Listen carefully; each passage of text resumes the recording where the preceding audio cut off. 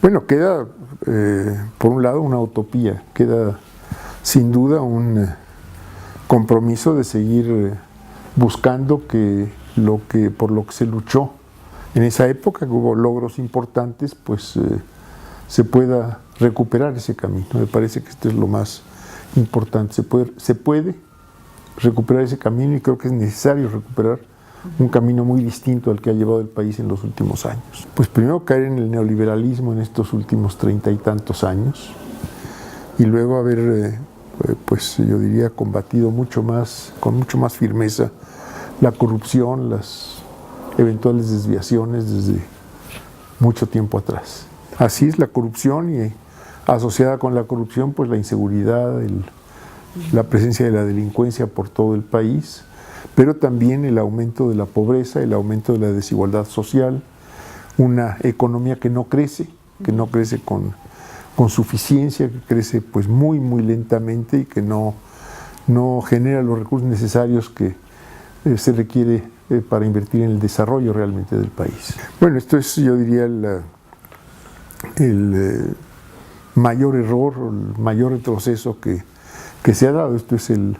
abrir el petróleo a intereses privados, y no solo porque sean intereses privados, sino porque no son los intereses que pueden servir más al país. Esto es, en este caso, cualquier inversionista privado, y muy válidamente, pues lo que va a buscar es el lucro, es la utilidad, las ganancias de su inversión, y la forma en que se ha modificado la ley en materia de petróleo, empezando por la Constitución, pues se deja abierto a que el dueño del petróleo, que puede ser en este caso un particular, pueda disponer de ese petróleo a su conveniencia. Y puede ser que su conveniencia no sea que ese petróleo sirva para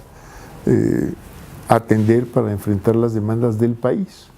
Por lo tanto, podríamos vernos en situaciones de agotamiento prematuro de nuestros yacimientos y de situaciones o épocas de desabasto, justamente porque el petróleo que hoy se extrae en México y que se utiliza para atender demandas internas, pudiera irse a otras finalidades. Así es, eso cuenta mucho cuando se hace la integración de los precios de muchos productos, empezando por la gasolina. No, nosotros cuando el Acuerdo de Libre Comercio estaba discutiéndose, la posición era que debía firmarse un acuerdo de desarrollo, entonces donde se tomaran en cuenta las diferencias entre los tres países signatarios, que se buscara efectivamente inversiones que pudieran equilibrar mejor, esto es poner en un piso más parejo a las tres economías, y a partir de ahí pues ya buscar la apertura de los intercambios, no una apertura indiscriminada como se dio a partir del 94 e incluso desde antes, y siempre quedando como el socio que estaba en las peores condiciones para competir, porque tampoco se aprovecharon los 3 o 4 años o 5 años de negociaciones para modernizar nuestra economía. Bueno, yo creo que conviene una revisión, pero conviene una revisión que ahora sí ponga por delante los intereses del país, de los productores mexicanos, de los consumidores mexicanos, de los exportadores mexicanos, de los importadores mexicanos, porque bueno, todo esto es lo que nos permitiría una relación mucho más equitativa, mucho menos inequitativa, principalmente con Estados Unidos, que es pues sin duda alguna el principal socio comercial de México y el país con el que tenemos los intercambios más importantes y variados. Mire, yo no creo que, no sé qué haga falta, pero yo lo que veo es la necesidad de que todos aquellos que pensamos, y lo digo en plural, en la necesidad de construir una fuerza que pueda cambiar el rumbo del país, realmente primero nos reunamos para discutir cuáles son nuestros principales problemas, por dónde vemos las principales soluciones, y bueno, y ahí en ese debate debieran caber todos. Esto es gente sin partido, gente con partido, gente que se mueve en diferentes medios académicos, obreros, campesinos, en fin, yo diría profesionistas libres, pues todo mundo debe caber en este debate y finalmente en esta necesidad de construir una, pues yo diría una mayoría social. Si no se construye una mayoría social que dé respaldo a una propuesta, difícilmente se puede lograr un cambio. Teníamos una mejor distribución de la riqueza, teníamos más oportunidades para mucha más gente que ahora.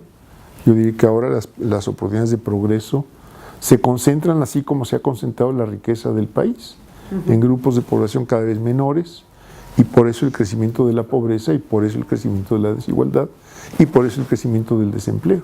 ¿Y cuándo viene la restauración de la nación? Pues yo espero que sea pronto. No se ha ni defendido ni rescatado los espacios para ejercer la soberanía. Y por lo tanto, bueno, pues nuestras decisiones que debían ser en beneficio del país, de su desarrollo, del bienestar de la gente, de la elevación de los niveles de vida, pues se han estado tomando en función de intereses muy distintos a estos que serían los intereses que yo podría llamar de los mexicanos. Bueno, ese es de donde vienen las directrices principales que principalmente los gobiernos neoliberales han acatado sin chistar y aplicándolas con todo rigor, en detrimento de nuestras condiciones de desarrollo y de los niveles de vida de la población. Bueno, pues un tipo arbitrario, una persona soberbia, que pues en las circunstancias que conocemos llega a la presidencia de los Estados Unidos, que no sabemos hasta dónde quiera llegar en los agravios hacia México y hacia otros países, que además yo creo que la única forma de detenerlo es fortaleciéndonos internamente. Es cierto que hay que ver por los derechos de los mexicanos del exterior, sin duda es una obligación del gobierno y yo diría de todo mexicano, pero la forma de contrarrestar los embates que vienen y que seguramente seguirán viniendo del presidente de Estados Unidos es fortaleciendo nuestro país, y esto es cambiando el modelo de desarrollo, generando empleo formal, elevando el ingreso familiar, fortaleciendo los mercados internos, con ello dando oportunidades a que los productores nacionales también se fortalezcan, tanto los industriales como los del campo, esto es agrícolas, ganaderos, forestales, buscando integrar nuestras cadenas productivas, buscando dar valor agregado a los recursos naturales que en muchos casos se exportan como materias primas, pensemos en los minerales o en el propio petróleo. Aquí es donde debiera dársele valor agregado a través de ampliar la capacidad de refinación y de destinar pues todo lo que sea posible a la industria petroquímica instalada aquí en el país y por instalarse aquí en el país. Abriendo nuevos mercados, sin duda alguna, pero en la industria petroquímica la vemos hoy, es decir, los productos petroquímicos los vemos hoy por todos lados. En las cámaras, en la industria aeroespacial, en las alfombras, en las sillas, en muebles, en todos lados. Entonces, ahí es donde está el futuro del petróleo y el principal uso del petróleo, en darle valor agregado al recurso natural. De acuerdo con las posibilidades que se vayan teniendo, pero me parecería un absurdo y me parecería una irresponsabilidad pretender hoy hacerlo por vías violentas. Me parece que el camino está en hacerlo por vías pacíficas, porque los logros en ese caso se pueden consolidar. De otro modo no hay la seguridad de consolidarlos. Claro. Bueno, desde luego, ahí hay una necesidad de combatir primero la delincuencia. La delincuencia pues no puede tratársele sino con el rigor de la ley, y combatir la corrupción igualmente con el rigor de la ley.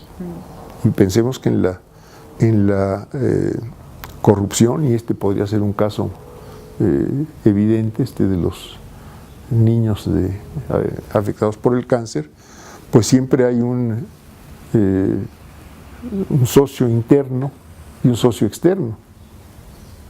Para que haya corrupción se requieren dos por lo menos, y uno está dentro y otro está fuera. Sí. Bueno, yo espero que este no sea un caso ya concluido, ¿no? Mire, yo no lo pondría en esos términos. Yo creo que es una herencia de la Revolución Mexicana. La Revolución Mexicana fue solidaria con los movimientos emancipadores de América Latina en todo momento. Por aquí pasó Sandino, por aquí estuvo Martí, si nos vamos más atrás. También en ese momento, cuando se celebraba el primer 26 de julio ya con el movimiento revolucionario hecho gobierno. Bueno, pues yo creo que hay muchos momentos muy importantes en que cuando se ha tenido una posición firme se han podido vencer muchos obstáculos y frenar muchas embestidas del exterior, principalmente del norte en este caso, en muchos momentos de nuestra historia. Esto es las actitudes en los primeros años de la Revolución Mexicana, de los gobiernos de Francisco I. Madero, de Venustiano Carranza, cuando se discutían los impuestos del petróleo con las compañías, o la actitud del general Plutarco Elías Calles cuando se expide la primera ley reglamentaria del artículo 27, que desagrada a las compañías y que incluso se presenta un riesgo de invasión de México, en este caso con Lázaro Cárdenas como comandante militar en la Huasteca y con órdenes del presidente Calles de que si se producía la invasión pues se quemaran los pozos.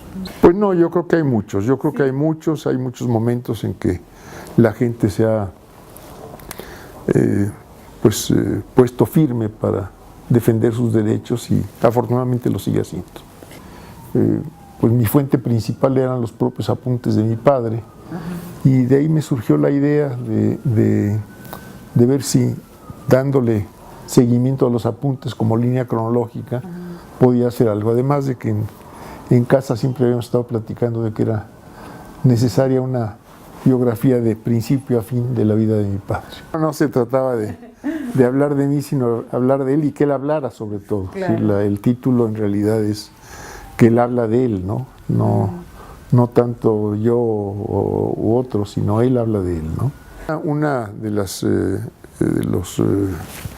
hechos que más le hayan producido dolor fue el no haber logrado la liberación de los presos políticos, tanto de los ferrocarrileros que caen desde 1958-59 con Vallejo y Campa, entre otros, hasta los universitarios que se suman a los ferrocarrileros presos ya en el 68 y que pues no se logra por más gestiones que realizan los presidentes López Mateos y Díaz Ordaz, no logra que los pongan en libertad. Pues yo creo que en la vida de las naciones siempre hay hombres adelantados, ¿no? Quizá él fue uno de ellos. Bueno, la necesidad de seguir luchando, esto es si se pudo primero recuperar, ahora perderlo, pues se puede volver a recuperar. Yo quiero ser optimista en ese caso. Bueno, la esperanza de México está en el propio México y en su gente. Sin duda es la gente la que va a recuperar el rumbo y la que va a imponer pues nuevos patrones de desarrollo y nuevos patrones sobre todo de distribución de la riqueza.